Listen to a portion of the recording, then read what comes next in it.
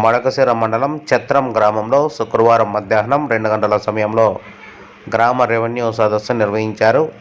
ఈ కార్యక్రమానికి Madakasira MLA MS రాజు ముఖ్య అతిథిగా హాజరై మాట్లాడుతూ వైఎస్ఆర్సీపీ ప్రభుత్వం గతంలో అధికారంలోకి వచ్చిన తర్వాత వార్డు సభ్యుడి నుండి ముఖ్యమంత్రి వరకు రాష్ట్ర జాగీరును వారి అబ్బ జాగీరుగా, వారి సొంత ఆస్తులుగా భావించి కబ్జాలకు పాల్పడ్డారని, ప్రజల ఆస్తులను ఎన్నో తరాల నుండి అనుభవిస్తున్న పాత ఆస్తులను సైతం వీరు కబ్జాలు చేశారని విమర్శలు చేశారు.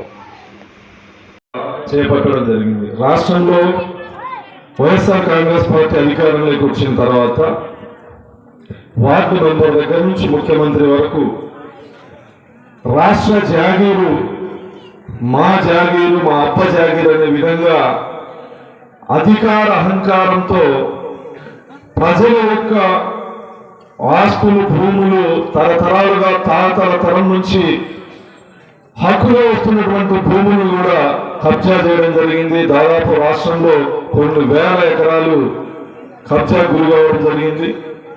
రికార్డులు మార్పు చేయడం, గ్రామీణ ప్రాంతాల్లో ఉన్నటువంటి సామాన్యులు రెవెన్యూ ఆఫీస్కి, గ్రామ పంచాయతీకి తరచూ వెళ్ళరు.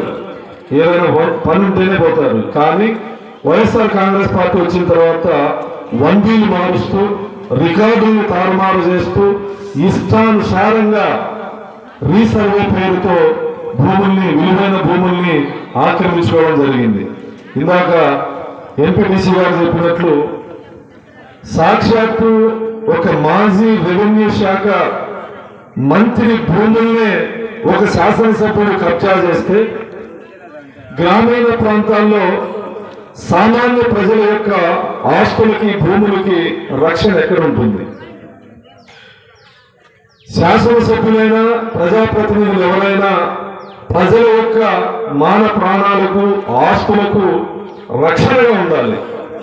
రక్షణగా ఉండాల్సినటువంటి ప్రభుత్వం, రక్షణగా ఉండాల్సినటువంటి ప్రజాప్రతినిధులే ప్రజల యొక్క ఆస్తుల్ని కబ్జా చేస్తే ఇంకెవరికి చెప్పుకోవాలి? వాళ్ళు రాష్ట్ర వ్యాప్తంగా అనేక సార్లు